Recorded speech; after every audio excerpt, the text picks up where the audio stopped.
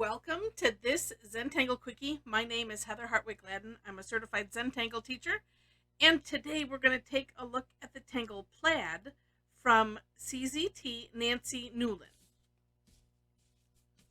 I was thinking, I don't know, this is just it's a neat one. It really is. All right, I'm going to start off with, part of me was thinking, at the timing of this video, it's December.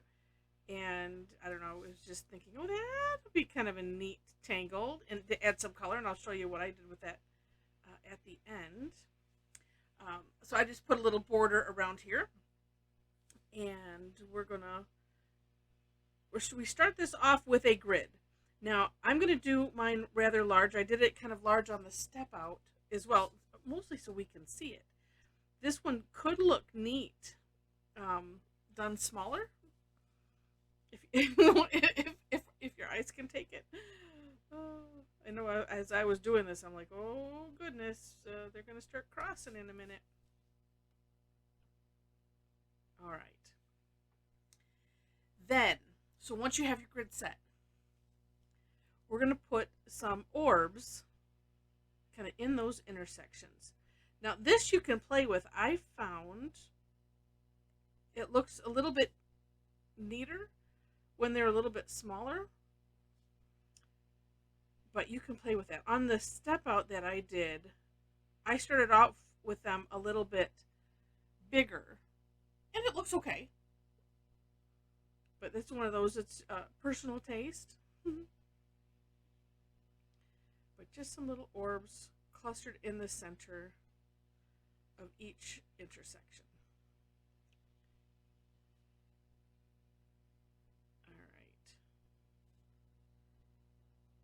And yeah, I'm just gonna focus on the center. Actually, I was thinking about it as I was playing with it. I thought, well, I could do like as if I'm going off the page, but I'm not gonna do that today. All right, now the next, I guess, 2 steps, I had to look really, really close at Nancy's step out, and here's what I found. And this is also why it's nice to, and also probably the reason why we use red for the step you're gonna do in the step out, and then black for what's already done. What I saw was, and I'll just start, well, you know what, why don't I start this way and I'll move up, and I'm separating these out I'm just going to go across first, is that it wasn't a line going across, it was a line going to the orb, and so like between the orbs. I could not see any red or just any line period in between those orbs.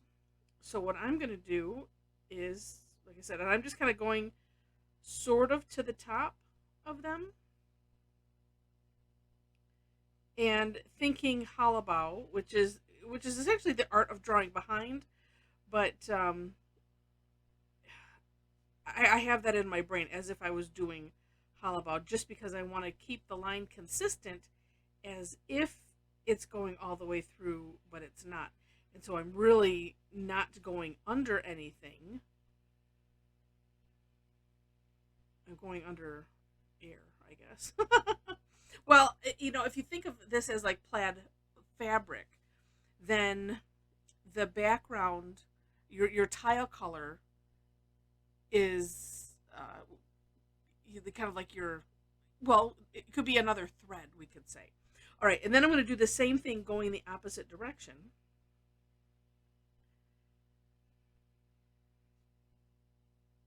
And just making sure that if if you see an end, try to have it meet up where that end is, just so it doesn't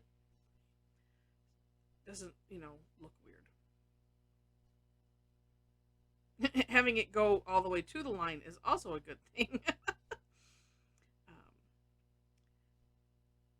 But yeah, I just thought this is, I don't know, it's cute tangle. This could be neat. Sometimes I like to have tangles like this as a background. So say you do a kind of a freestanding tangle, and then you need something else. You want something kind of behind it. And something like this is kind of cool. This one is more involved maybe than some of the other ones, like say floors or I'm trying to think of some other ones. Star map is another one that's, could be kind of interesting to do like that. There's one called Navajo. That one has more straight lines, and I believe if I don't have those all in like a playlist, they will end up a category on my website. I just have to get myself caught up. But anyway, so this is really neat. You know what? I want to just try something here because I saw that she did some shading, and I want to try what she did. And so I'm just going to put some graphite, just kind of like on the top and the bottom of these, and we'll see what it looks like together because I did not try. I kind of caught it after I was goofing around with it. And right when I was getting ready to do this, I'm like, well, we'll just try it live. Why not?